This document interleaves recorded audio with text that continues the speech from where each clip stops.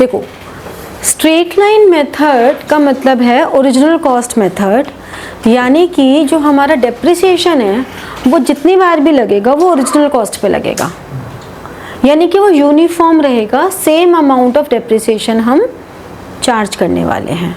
ठीक है, जैसे कि अगर हमारी कॉस्ट किसी मशीन की 1 लाख है और उसकी जो लाइफ है, यूजफुल लाइफ, वो 10 ईयर्स है। अगर किसी मशीन की कॉस्ट 1 लाख है और जो उसकी यूजफुल लाइफ है वो 10 ईयर्स है, तो एनुअल डेप्रिसिएशन, सिंपल सी बात है कि एवरी ईयर ₹10,000 का रहेगा। कैसे? 1 लाख अपॉन 10। ठीक है, लेकिन अगर हमने कहा कि भाई कॉस्ट तो सही है 1 लाख है, लेकिन मुझे इस मशीन के कुछ इंस्टॉलेशन एक्सपेंसेस भी लग गए,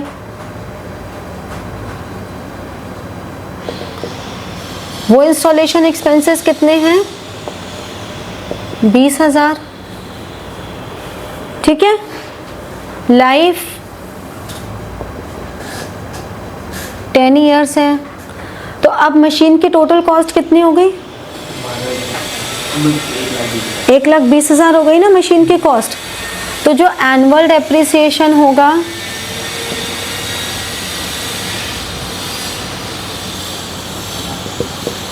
वो हो जाएगा 1,20,000 10, यानी कि 12,000। ठीक है, अब हमने कहा कि अगर scrap value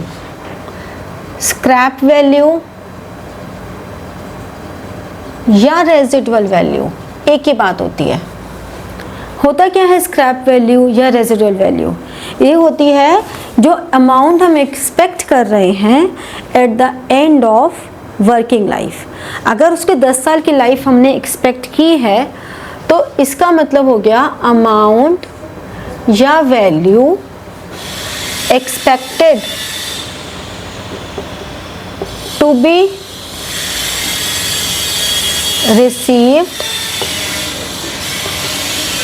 at the end of working life।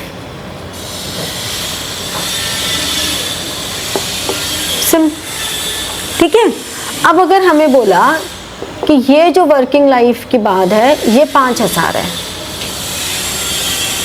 यानी कि 1,20,000 अगर कॉस्ट 1 लाख है और installation expenses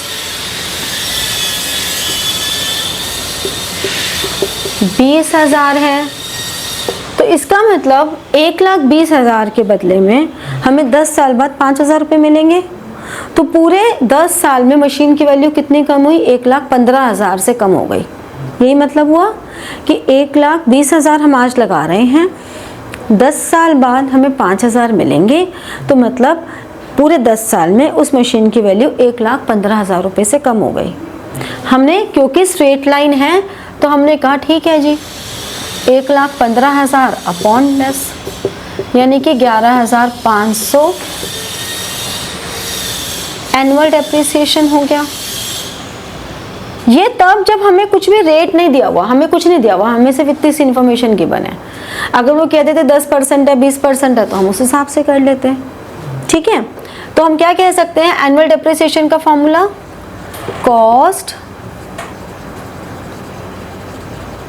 plus installation expenses minus scrap value upon years of working life. समझे? तो ये हमारा फॉर्मूला निकल कर आ गया, ये कॉन्सेप्ट समझ में आ गया। श्योर, आगे बढ़े। अब हमें मान लो ये बोला गया कि हमने जून 1, 2020 को एक मशीनरी परचेज की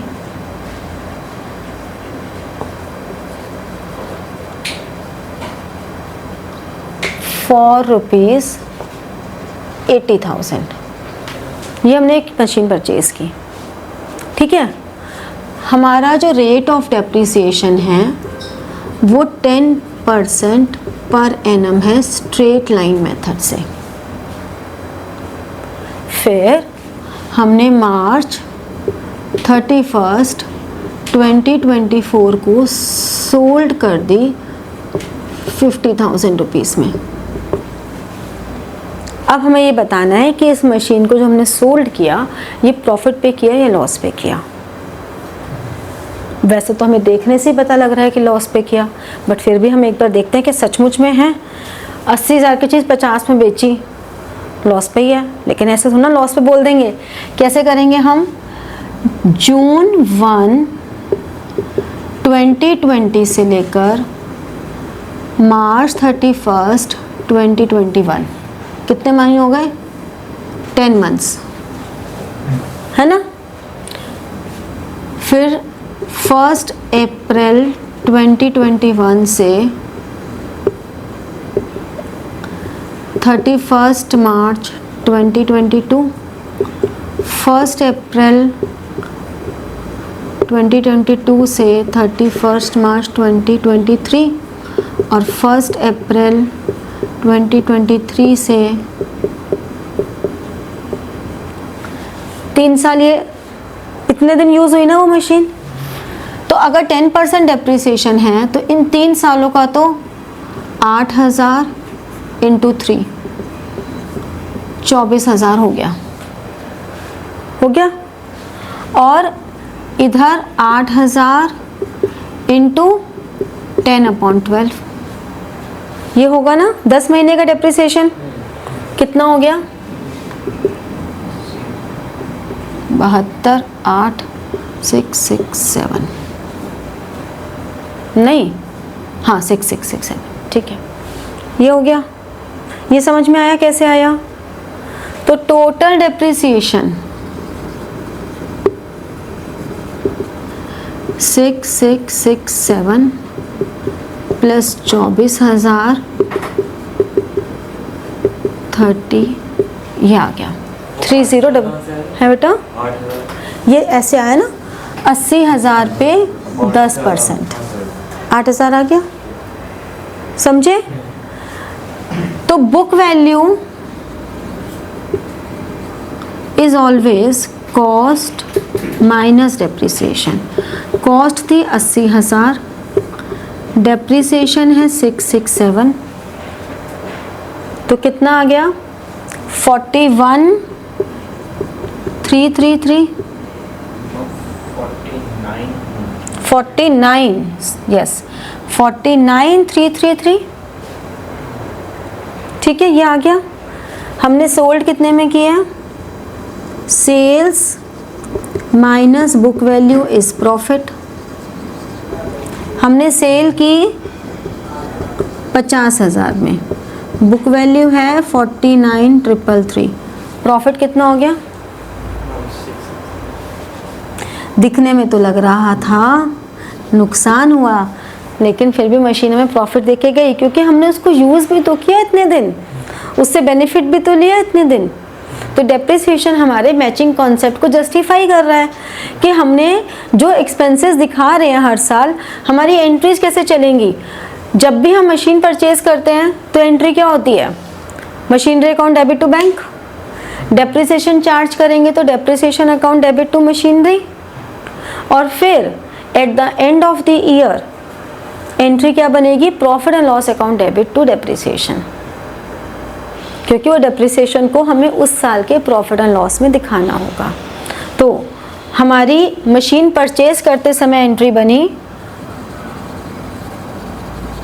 machinery account debited to bank, या कैश, या वेंडर।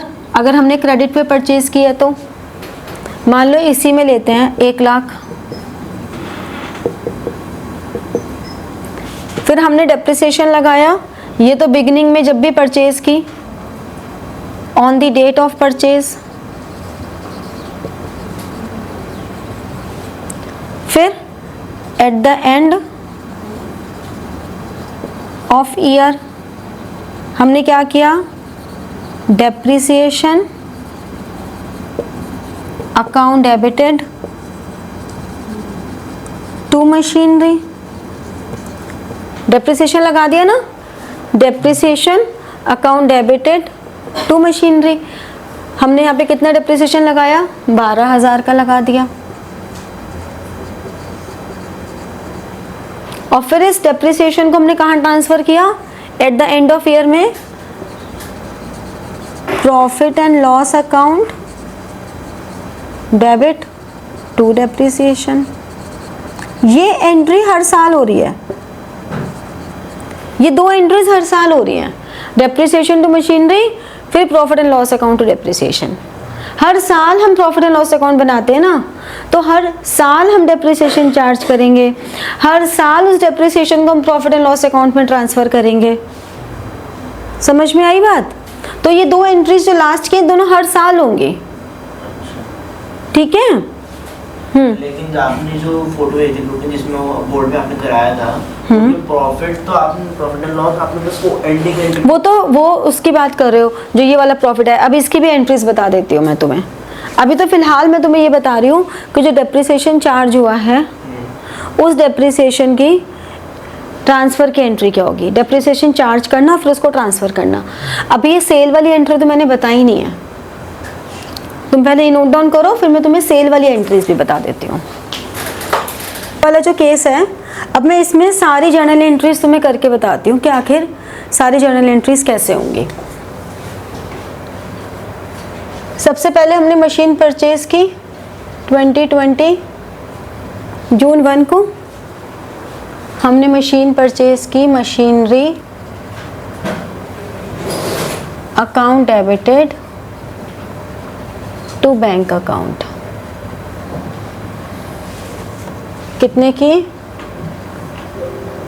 80,000 की, ठीक है। इसके ईयर एंड में, इसका फाइनेंशियल ईयर कब खत्म हो रहा है, 2021 मार्च 31 को फाइनेंशियल ईयर खत्म हो रहा है। डेप्रिसिएशन लगाएंगे, डेप्रिसिएशन अकाउंट डेबिटेड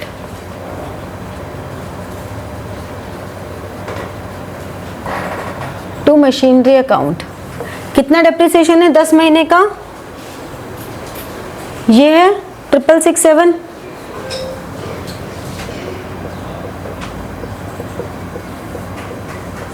डेप्रिसिएशन लगा दिया। अब बाय डिफ़ॉल्ट हर साल का depreciation profit and loss account में जाएगा ही जाएगा, क्योंकि हर साल का खर्चा है।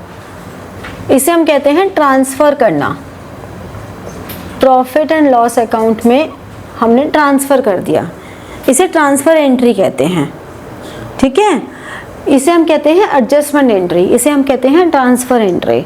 हमने कहा profit and loss account debit to depreciation.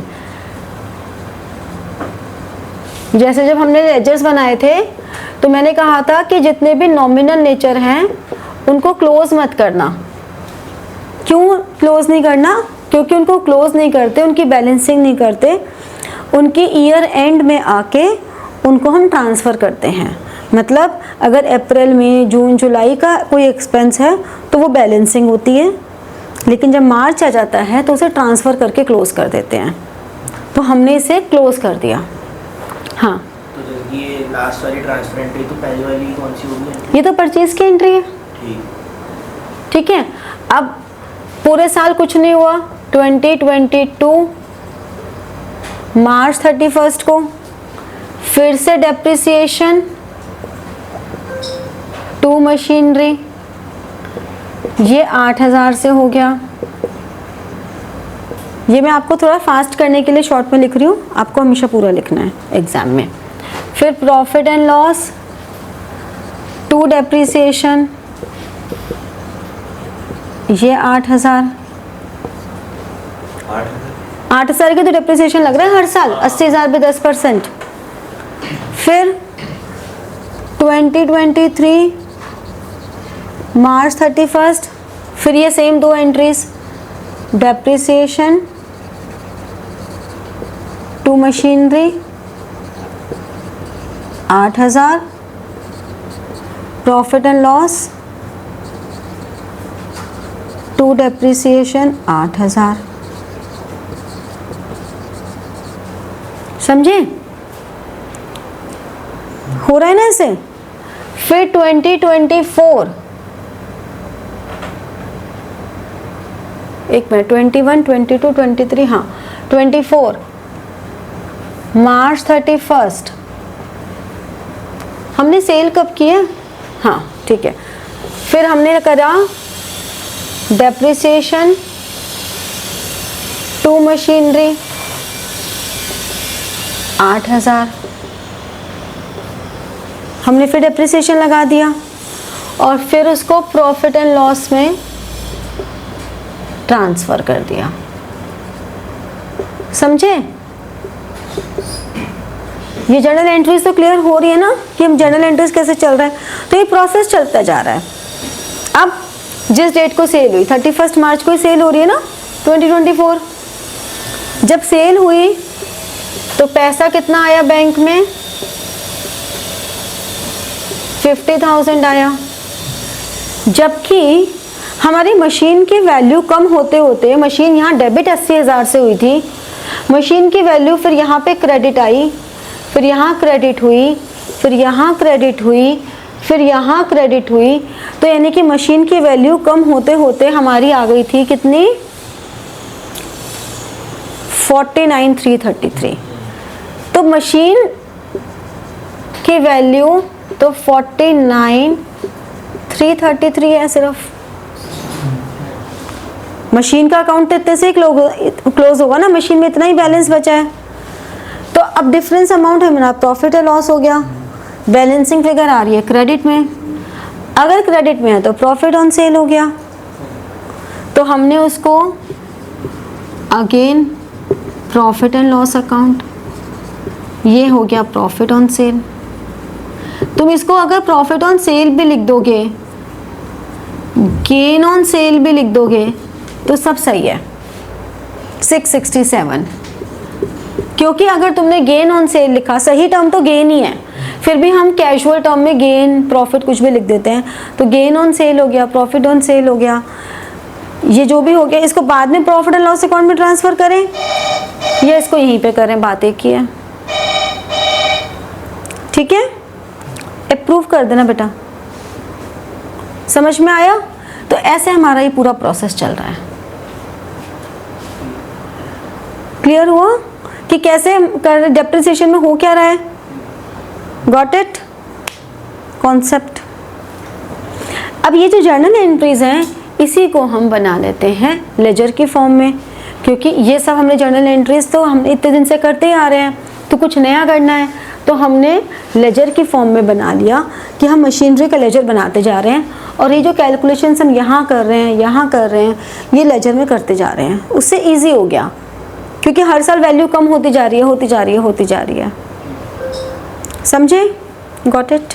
तो लाइक, शेयर